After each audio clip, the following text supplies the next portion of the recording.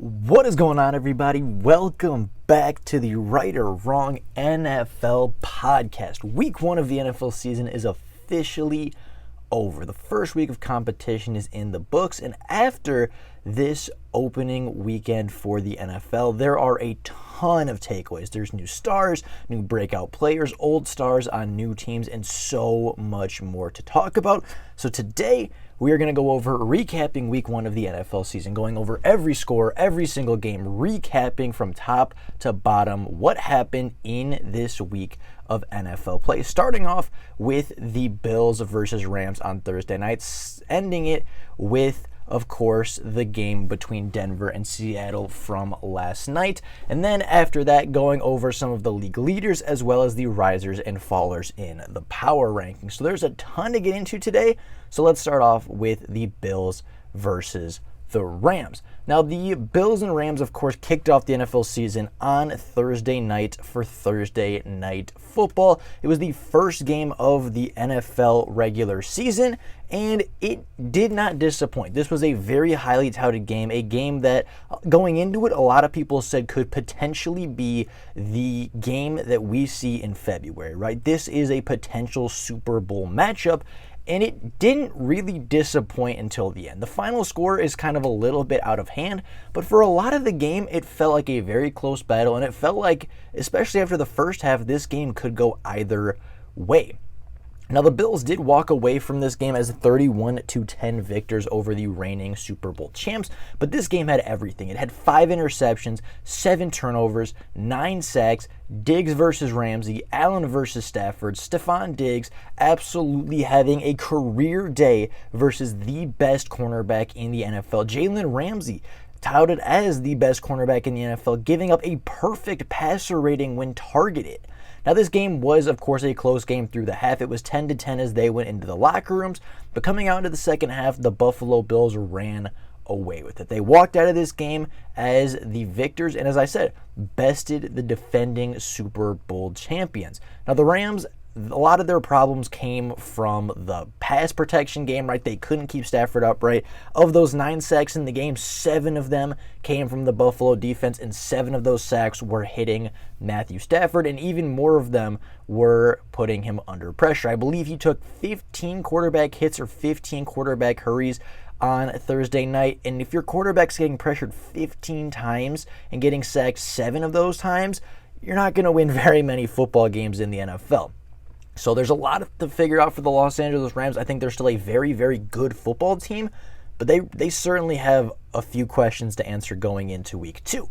Now, the weekend continued as we travel over to Detroit to look at the Lions versus the Eagles, and this was a very different game than the Rams versus Bills. Instead of a defensive shootout, we have an offensive shootout. We had 10 total touchdowns, a pick 6, a late game comeback attempt, DeAndre Swift leading the league in yards per attempt rushing and ranking in at 3rd in total rushing yards in the NFL. A.J. Brown being 2nd in the NFL in receiving yards after this game. Of course, the Eagles walking out of this game with a 38-35 victory, having to mount a final drive, right, having to give her a 4th down to put the game away against the Detroit Lions. This was a very close one. This was a very entertaining game. There was a lot of points, a lot of scoring, a lot of action, a lot of drama.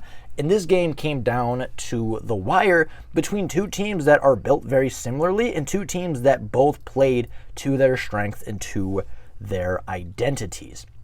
Now, moving over to Chicago, the 49ers had the first upset of the 2022 NFL season as they fumbled away a 4th quarter lead and a second half lead versus the Chicago Bears. Now, the 49ers held a very early lead, went into halftime, I believe, 7-0 over the Chicago Bears, and in sloppy conditions where there was no real good opportunity to throw the ball, there was no good footing for you to really make cuts or find explosive plays, the 49ers really struggled. Trey Lance didn't have a very good game, throwing just 1 interception and 0 touchdowns. The passing game for the 49ers wasn't very good. The running game was subpar at best, and the Chicago Bears truly took advantage of that home field advantage, right? They took advantage of the wet conditions. They took advantage of the sloppy turf. They took advantage of the home field crowd and the weather implications.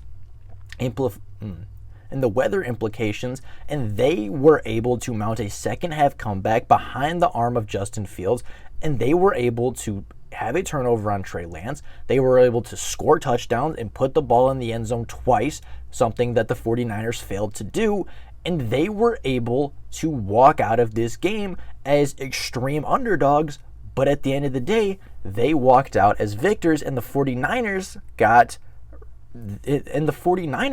lost this game and were bested by the Windy City. Now, the Bengals versus Steelers game was another game that was one to watch. The Steelers, of course, taking this game 23-20 in overtime. The Steelers defense having 5 forced turnovers, including 4 picks on Joe Burrow. The Bengals actually outpaced Pittsburgh in every single offensive category, from rushing yards, passing yards, total yards, yards per play, offensive efficiency statistics. They outproduced Pittsburgh in every single offensive category, and yet the Steelers won. The Steelers won in overtime because they forced turnovers. They didn't allow a lot of points to go up on them. They didn't allow the Bengals to run up the score and just throw all over the field on them. And even though it may not be the most sustainable way to win a football game, it may not be the most unanimous, or I guess the most uniform way to win a football game, the Steelers won in week 1, and that was their job, right? They came in, they weren't going to let the Bengals ruin their opener. They came in, they forced 5 turnovers on what was one of the most explosive offenses in the NFL a season ago. They held Joe Burrow and Jamar Chase and T. Higgins and Tyler Boyd and Joe Mixon and that revamped offensive line to just 20 points with their elite defense, and they walked away with a huge victory. Now, the Miami Dolphins hosted the New England Patriots and walked away with a 20-7 victory. Again, another great defensive performance by a great defense in the NFL. Miami's defense was smothering, having 2 sacks, 2 fumble recoveries, 1 pick, and 1 defensive touchdown. New England's offense looked absolutely atrocious, being led by Joe Judge and Matt Patricia. Who would have thought 2 former defensive coaches that failed as head coaches in the NFL would come back to New England and not be able to run a very efficient offense? It's a conundrum over there in New England, but their offense is struggling a ton, and they are going to have to figure some stuff out if they want to win games, because 7 points is not going to win you very many games in the NFL. Now, the New England defense, to their credit, did only give up 13 points on the day, which in a lot of cases would win you a lot of football games, right? That 20th point coming from, of course, the defensive touchdown that put Miami above and beyond what the New England Patriots could potentially reach for a comeback. It was a very good game. It was a very defensive game, right? There was some turnovers. There was not a lot of big explosive plays. There just was a lot of defense. And if you're talking about a defensive slugfest, Miami's going to win that game a lot of the time. Now, the Carolina Panthers and the Cleveland Browns faced off in the Baker Mayfield revenge game. This was kind of the, story of week 1, was all of these revenge games coming together, right? There were so many games where the former starting quarterback or the former star of this team was playing against his former team, and the Browns versus Panthers was one of them, right? Baker Mayfield, unfortunately, after a solid day, was unable to get his revenge facing his former team. Jacoby Brissett didn't look like the greatest quarterback in the world, but on a subpar Panthers defense, the Cleveland Browns were able to run their way to a victory with Nick Chubb leading the way, finishing the day as the 2nd leading rusher in the NFL, only behind Saquon Barkley. Kareem Hunt finished the day with 2 touchdowns, 1 on the ground and 1 through the air, and the Browns were able to run their way to victory. They didn't have to rely on the quarterback play too much. They didn't have to throw the ball very often. They just turned around, hand the ball to one of the running backs in the backfield, and let that offensive line go make some plays. It worked out for them. The Panthers were unable to stop the run all day. It was incredibly close, of course, coming down to 2 points at the end, but at the end of the day, the Cleveland Browns walk out 1-0, and Baker Mayfield, unfortunately, doesn't get his revenge versus his former team. Now, the Colts versus the Texans, one of the first division matchups of the season, saw a very unique ending. The Matt Ryan era in Indianapolis had a very interesting debut. Matt Ryan passed for well over 300 passing yards. Jonathan Taylor rushed for well over 161, and Michael Pittman finished with a huge day, having well over 100 yards through the air. And despite that, they weren't able to pull out a victory. They actually tied in this game and were unable to score any points in the overtime period. Davis Mills was extremely efficient when it came to the passing game, had 2 touchdowns to 0 interceptions, didn't have too many flashy plays, but was just very efficient, held onto the football, made the plays that needed to be made, and he was able to truly, put together a really good performance. However, the Texans' rushing attack was unable to do him any favors. They didn't really have a good running game. They didn't really have a great supporting cast around Davis Mills. So, unfortunately, they weren't able to walk out with the victory. The Colts were statistically the better team, but, in these divisional games, anything's possible. Anything can happen. And the Colts and Texans tie in their first game of the season, leaving the AFC South winless for the first week of the season, being the only division to do so. Now, the Falcons traveled to New Orleans in an early season divisional clash, and the Falcons did what the Falcons do. They blew a 17-point lead in the fourth quarter as the Saints rallied a comeback at home. They capped it off with a game-winning field goal by Will Lutz. They didn't have a bad game. Cordero Patterson had 120 rushing yards. Drake London led the team in both receiving yards and receptions on the day. Marcus Mariota didn't look bad, didn't look great. The Falcons looked like a competitive team that was going to fight their way for a couple of wins this season. But unfortunately, despite having, yet again, a 3-score lead going into the fourth quarter, the Falcons weren't able to hold on to that win. And, of course, the stat came out last week that over the past couple of seasons, I believe since the start of 2019, in games where teams have a 3-score lead going into the fourth quarter, they are like 252-1 or something like that. The Falcons in that timeline are 5-3. So they have blown more 3-score leads in the fourth quarter over the last couple of years than the rest of the NFL combined. It is a very, very hard thing to watch for Atlanta, especially coming from a fan of a team that is very good at blowing leads and very good at losing in heartbreaking fashion. The Falcons fans are going through a lot right now. And yet again, the Falcons can't seem to escape this whole controversy and can't seem to escape this whole mantra of not being able to finish football games. Now, a less stressful game was the Ravens versus the Jets, one of the few actual blowouts of this weekend. The Ravens came in and just were clearly the better team. This game was never within reach of the New York Jets as soon as the Ravens scored that first touchdown. Lamar Jackson looked very good, didn't end up getting that contract signed long-term that he wanted before the season, but came in and threw for 3 touchdowns versus the Jets defense. He was able to really put up some good numbers, put the Ravens ahead by quite a few scores. And despite the lack of a running game and despite the lack of some real help around him, Lamar Jackson was able to help the Baltimore Ravens to a 1-0 start. The New York running game did show some flashes and did have some good moments throughout the game versus a pretty good, well-coached Baltimore Ravens defense, but at the end of the day, a running game is not enough if your quarterback play cannot compute and if your quarterback play cannot elevate to win you football games.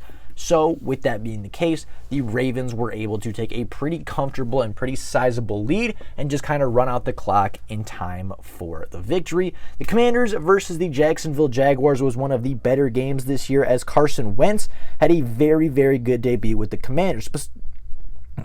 Despite the 2 interceptions, he did throw for 4 touchdowns, including one that would go on to be the game-winning score.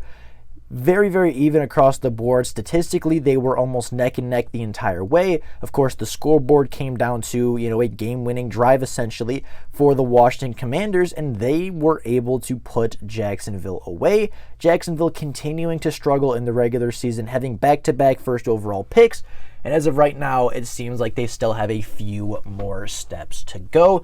The Vikings absolutely smothered the Packers this week with a dominant first half and a dominant game by their number one receiving weapon in Justin Jefferson. The Vikings cruised to a victory, a 23-7 victory, in fact, over the Green Bay Packers. Green Bay looked very, very un-Green Bay-like. They didn't have big plays. They weren't completing down the field. Aaron Rodgers looked very, very upset. He didn't really seem to have that groove, didn't really seem to find that MVP caliber pace. Did make some good throws down the field, and by no means did the wide receivers do him any favors. But Green Bay really, really looked like they struggled. Now, of course, it's not too early to overreact, right?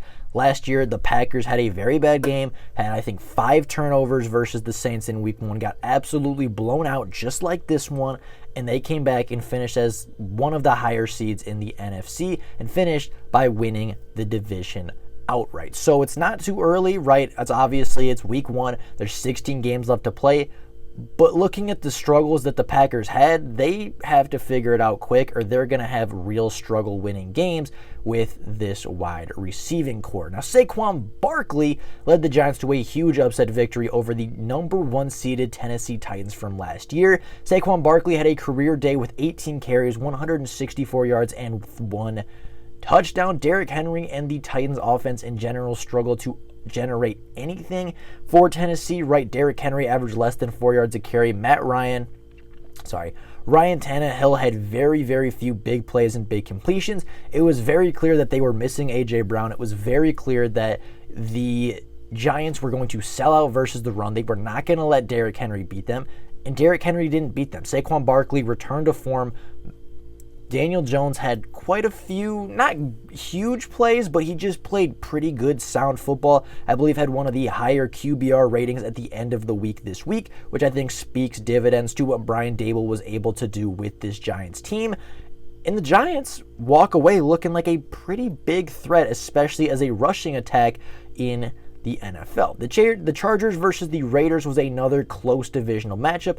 Herbert showed to be the difference in this game, throwing for 279 yards and 3 touchdowns and 0 interceptions.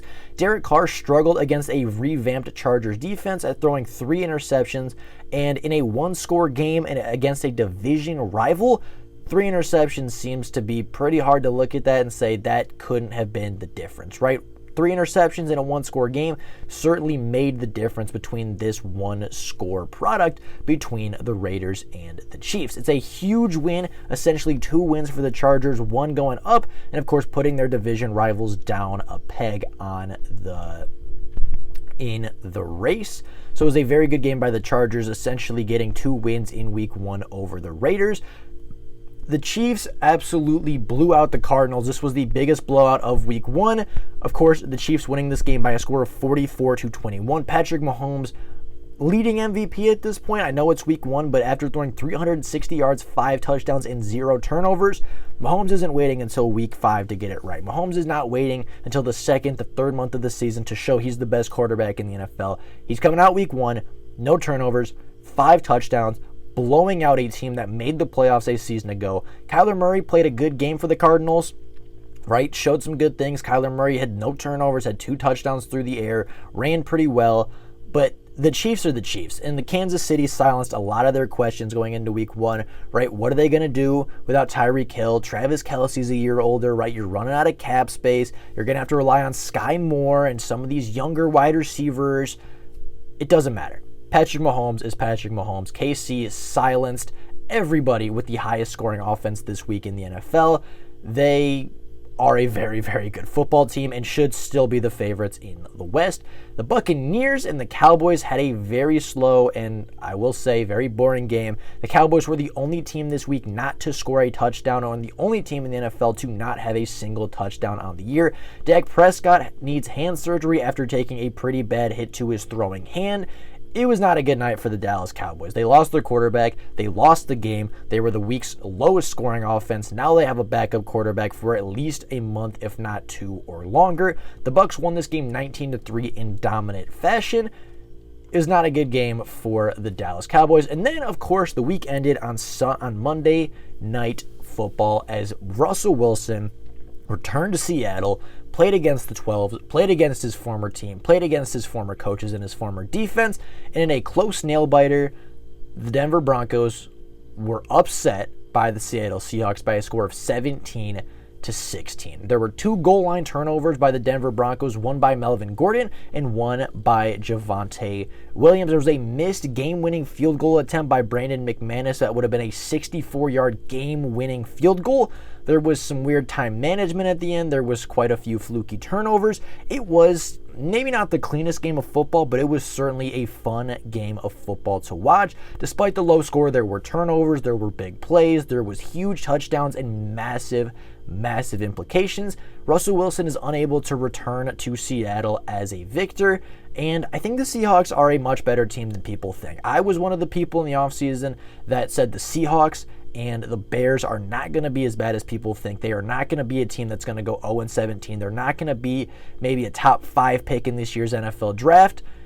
And both of those teams really stepped up this week and came away with big victories. The Seahawks looked pretty good. Their running game looked good. Geno Smith threw the ball accurately and was not a game changer, but certainly was good enough to lead his team to a victory over a very talented Denver Broncos team. And I do think that the Seattle Seahawks were just simply the better team. On paper, they might not have been better. They might not be more talented, but on the field, they were certainly the better football team. Now, looking at league leaders going into this week, right? Of course, Patrick Mahomes was the best player this week, threw for 360 yards, 5 touchdowns to 0 interceptions. He was the best quarterback this week. He leads the league in yards, leads the league in touchdowns, and committed 0 turnovers this week.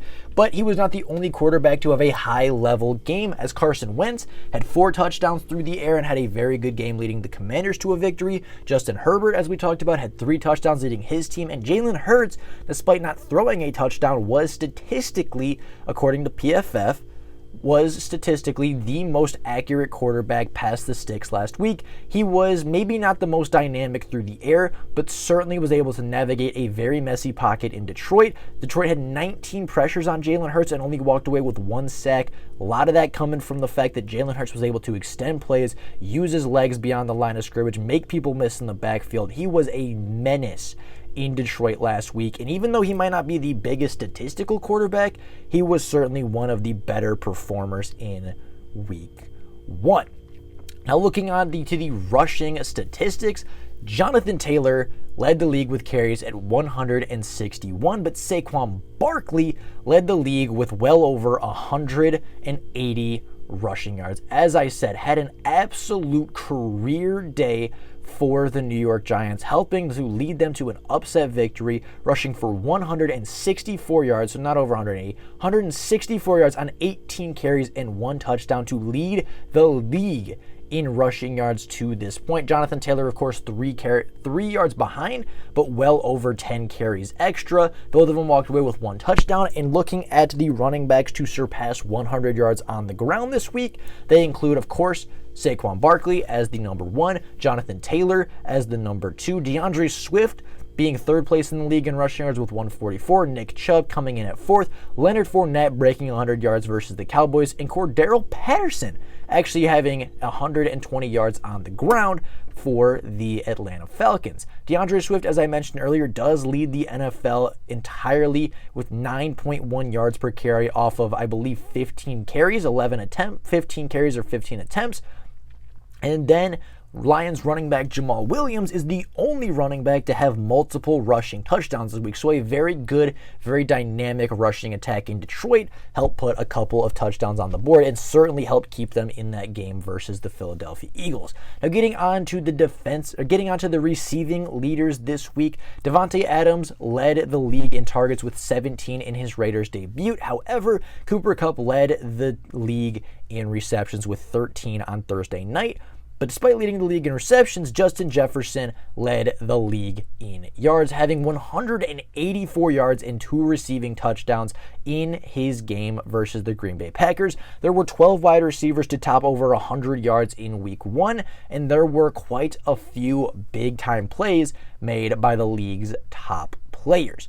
Now on defense, I'm not going to go over every single tackle leader and every single, guy that made a tackle this week because that would take way too long, but there were 27 different players this week to walk away with an interception. 27 of them But there were 27 unique and different players to walk away with an interception this week, and no player came away with more than one. However, despite there being 27 picks, only Minkah Fitzpatrick and James Bradberry of the Steelers and Philadelphia Eagles, respectively, came away with pick sixes on the week. There were 37 forced fumbles this week, which seems like an incredibly high number, but of course, there were 37 fumbles on the week. Many of them were recovered by the quarterback or the player that fumbled, but one did turn into a touchdown as Melvin Ingram of the Miami Dolphins recovered a fumble from Mac Jones and returned it all the way to the end zone, essentially putting them out of reach for the potential comeback. Looking at the power rankings, there is quite a bit of change, right? The Bills, of course, stay at the top at number 1. The Chiefs actually raise up a few spots to number 2 in power rankings.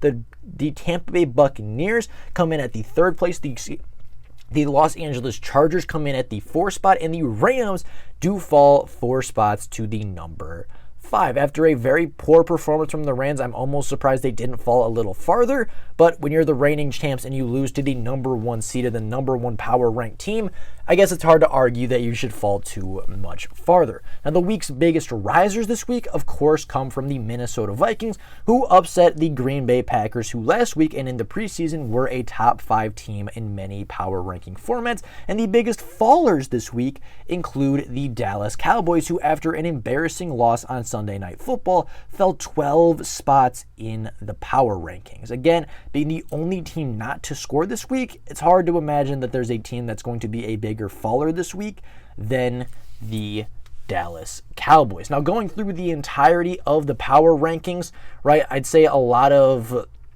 chalkboard picks, but also some very surprising players up top, right? We went through the top 5. Baltimore comes in at 6 after raising 4 spots this week after a big win over the Jets. We talked about Minnesota. They currently sit at the 7th spot, rising 13 positions in the power rankings. Green Bay fell 2 spots to rank 8 after a really bad loss. Cincinnati, after losing to Pittsburgh, fell 4 spots to number 9. Philadelphia, after a big win in Detroit, rose 4 spots to get into the top 10. San Francisco fell 8 spots to number 11, previously ranking it as the 3rd best team in the NFL. But of course, a big win to a bottom 5 team, as far as a lot of people were concerned in the preseason, is going to drop you quite a bit. New Orleans stays very close to where they started, raising 1 spot to rank 12. Miami comes in at 13, raising 6 spots this week after a big win over New England. The Raiders, after losing, do fall 3 spots from 11 to 14. Indianapolis falls 3 spots from 12 to 15. Denver does fall 8 spots after losing to a Seattle team they were very much expected to beat. They started at 8 in the preseason and officially fell to the 16th spot. The Titans actually stayed right where they were as the 17th ranked team. They didn't rise, they didn't fall. They actually stayed exactly where they were supposed to, and I think we're the only team to do that. Seattle, of course, raised up after a big upset win to number 18 after ranking in at 24 last week. Pittsburgh rose 2 spots to 19 after a big win over the Bengals. Cleveland rose 2 spots after a big win over the Carolina Panthers without their starting quarterback. The New York Giants rose 7 spots, previously ranking 28th in the NFL, now at 21. The Cardinals, unfortunately, fell 6 spots from 16 to 22. New England fell 5 spots from 18 to 23. The Commanders come in ranking 24th. Chicago, after ranking 32nd in the preseason, is now bumped up to 25. Detroit comes in at 26 after previously ranking 25 in the preseason. I do think after this week, Detroit will go up a few spots if they do beat the Commanders. Dallas is going to fall again. They were the biggest fallers in this week's competition. They fell 12 spots from 15 to 27, and I would expect them to keep falling if Dak Prescott is unable to return and if the defense isn't able to pick it up. Houston fell 1 spot from 27 to 28. Carolina comes in at the 29th spot. Atlanta comes in at 30. Jacksonville at 31. And of course, the very last team, the bottom feeder of the NFL this week, is the New York Jets. Now, they were not the worst offensive team this week, but they were one of the bottom feeders, right? They scored 9 points. They were unable to generate very much offense. And when Joe Flacco's your starting quarterback, I get it. He's a backup quarterback, right? Your starter got hurt before the season. There's a lot of things to work out. You're playing a really good Baltimore team in week 1, but they were easily the worst team in the NFL this week. So with all that being said, that is all we have for you guys today. That is the week 1 recap episode of the NFL's first week of competition. We'll be back next week with more information, more updates, of course, recapping week 2 of the season, going over scores, positional leaders, going over as the season goes on, getting into award races and playoff races as well, going over more power rankings, more takeaways, and of course, more leaders on the league. But with all that being said, that's all we have time for today. Thank you all so much for tuning in and watching the Right or Wrong NFL podcast. And we'll be back next week with another show recapping week 2 of the 2022 NFL regular season.